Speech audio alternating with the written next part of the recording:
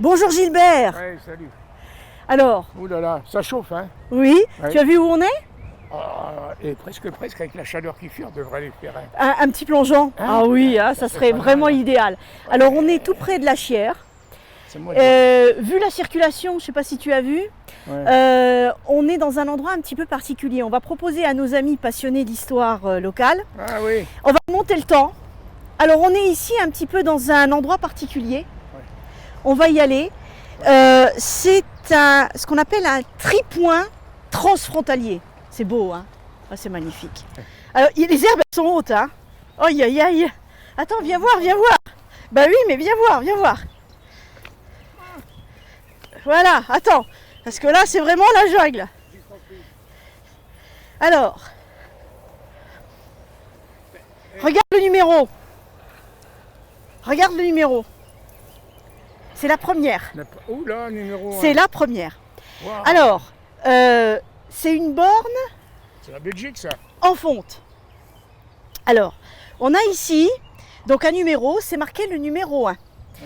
Et en fait, ce sont des bornes, on a la petite date ici, donc c'est 1843.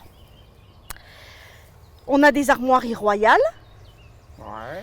Alors, imagine-toi qu'ici, on est vraiment dans un coin un petit peu spécial. C'est vrai que tout le monde l'a oublié. Il y a l'usine derrière, il y a la ville de Rodange qui est pas très loin où tout le monde fait le plein. En fait, c'est ça le tripoint. Oui, mais alors attends, ici de l'autre côté, c'est la Belgique. Alors, on a effectivement la Belgique avec Attu, Hein.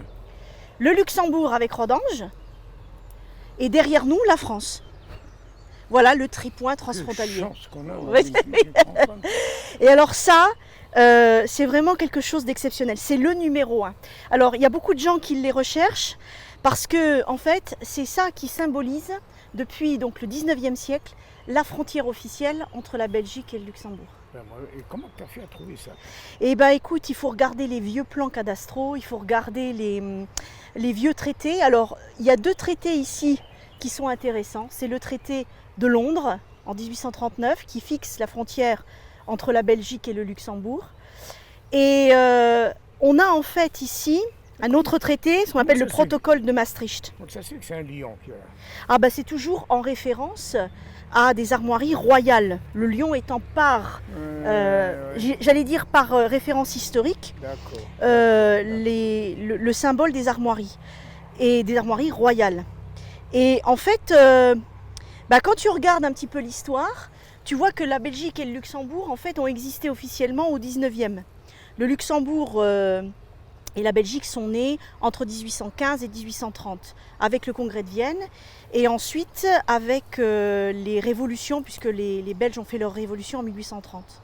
Et en fait, ça c'est la première borne. C'est la première borne qui fixe la frontière officielle entre ces 2 nouveaux États au 19e, la Belgique et le Luxembourg. Tu n'as pas trouvé la deuxième, non? Alors la deuxième, il faudrait... Alors il y en a 286. Ouh là là, oui, d'accord. Bon. Alors il faut savoir que on peut aller comme ça jusqu'au sud de la Belgique. Il y en a 286, il faut les trouver parce que maintenant elles sont perdues dans la forêt, elles sont perdues dans les champs, elles sont perdues un petit peu partout. C'est-à-dire que là ils ont mis un coup de peinture parce qu'autrement on l'aurait bien Oui, tout à fait, tout à fait. Oui, mais il y a beaucoup de collectionneurs qui les recherchent. Alors la forme elle est particulière parce qu'en fait, si tu regardes, tu as ici cette hauteur qui fait en gros 1,60 m, tu en as presque autant dans la terre. Alors oui, si tu veux les désosser, il faut y arriver.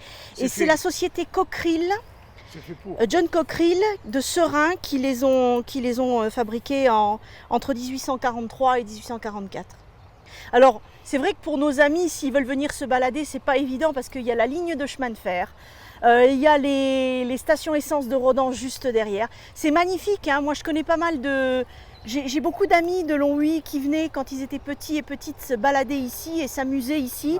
Bon, maintenant avec la circulation et le changement de, j'allais dire, d'activité industrielle, bon, c'est vrai que c'est un peu plus compliqué. Mais on peut quand même venir se promener. Et on proposera à nos amis d'aller retrouver d'autres bornes en fer, comme ça en fonte.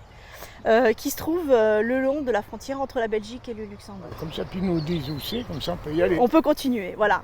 Alors à l'issue de ce petit voyage dans le temps, en 1843, on va tous vous saluer et vous proposer un prochain rendez-vous pour les souvenirs du PIO, avec toujours la même recommandation.